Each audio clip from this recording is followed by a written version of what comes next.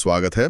आज हमारे पास राज शमानी के YouTube चैनल से कनन टांडी, जो बॉडी लैंग्वेज एक्सपर्ट हैं, उनके साथ हुई बातचीत के कुछ दिलचस्प अंश हैं।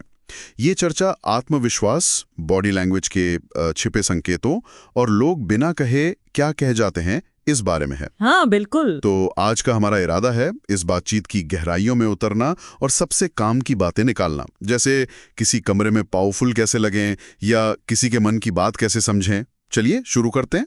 बिल्कुल। और सबसे पहले ये समझना जरूरी है कि बॉडी लैंग्वेज कोई जादू की छड़ी नहीं है।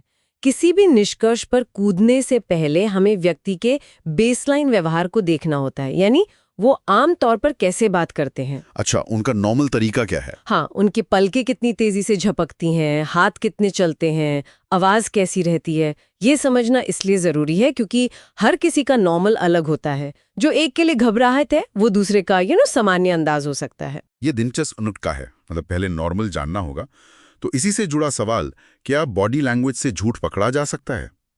इंटरव्यू में राज शमानी ने 2 कहानियां सुनाई थी, एक सच्ची यूरोप ट्रिप की और एक झूठी न्यूयॉर्क ट्रिप की। कनन ने इसे कैसे समझा? देखिए, झूठ पकड़ने का कोई एक अचूक तरीका नहीं है, लेकिन कुछ संकेत जरूर मिलते हैं। एक अहम चीज है कॉग्निटिव लोड, यानी दिमागी बोझ। कॉग्निटिव लोड मतलब जब कोई कहानी गढ़ रहा होता है तो दिमाग पर ज्यादा जोर पड़ता है ना। इसका एक नतीजा ये होता है कि शरीर की सामान्य हरकतें, जैसे हाथ हिलाना, वो कम हो जाती हैं। अरे, ये तो उल्टा है। मुझे लगा था झूठ बोलने वाला ज्यादा हाथ हिलाएगा। नहीं, न्यूयॉर्क वाली झूठी कहानी में यही हुआ, हाथ कम हिले। इसके उलट जब वो चिली पनीर वाली सच्ची याद की हुई कहानी बता रहे थे तो हाथ ज्यादा स्वाभाविक रूप से हिल रहे थे। ये तो सोचने वाली बात है। कम हरकत मतलब ज्यादा दिमागी कसरत चल रही है। हाँ, एक तरह से। दूसरा संकेत है सेल्फ सूदिंग जेस्चर, जिसे पैसिफायर भी कहते हैं। पैसिफायर जैसे जब हम असहज होते हैं तो अनजाने में खुद को शांत करने के लिए छूते हैं, जैसे चेहरा सहलाना, गर्दन मलना। झूठी कहानी के दौरान ये जेस्चर ज्यादा दिखे। लेकिन फिर वही बात, ये सिर्फ संकेत हैं, कोई पक्का सबूत नहीं। पूरा पैटर्न देखना होता है। अच्छा, मतलब कोई एक चीज देखकर फैसला नहीं कर सकते। ठीक है।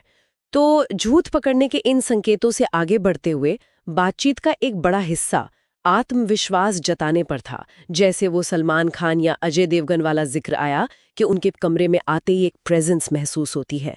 इसके पीछे बॉडी लैंग्वेज के क्या राज हैं? हाँ देखिए, यहाँ मुख्य बात यह है कि पावरफुल दिखना किसी जटिल तकनीक से नहीं, बल्कि लगातार सरल और खुली मुद्राओं में महारत हासिल करने से आता है। सरल मुद्राएं जैसे पोस्चर, सीना थोड़ा सा बाहर, कंधे थोड़े पीछे लेकिन सहजता से, और ठुड्डी हल्की सी ऊपर। दूसरा, आंखों का मूवमेंट स्थिर रखना। वो शिफ्टी आइज कहते हैं ना, आंखों का तेजी से इधर उधर घूमना, वो अक्सर आत्मविश्वास की कमी दिखाता है। हाँ, समझ गया। और जेब में हाथ डालने से बचें, ये घबराहट या थोड़ा अहंकार भी दिखा सकता है।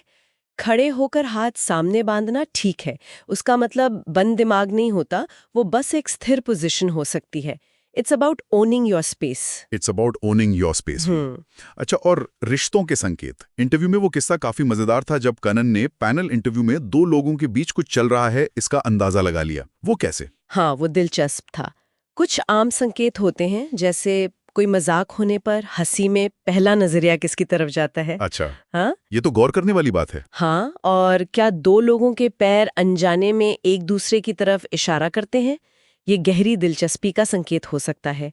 क्या वो अनजाने में एक दूसरे के बहुत करीब, जिसे इंटीमेट स्पेस कहते हैं, लगभग 1 फीट या कम, उसमें आ जाते हैं? इंटीमेट स्पेस, ठीक है। और फिर होते हैं प्रीनिंग जेस्चर्स, जैसे बालों को संवारना, कपड़े ठीक करना, बेवजह मुस्कुराना। ये अनजाने में ध्यान खींचने के तरीके हो सकते हैं, फ्लर्टिंग जैसे।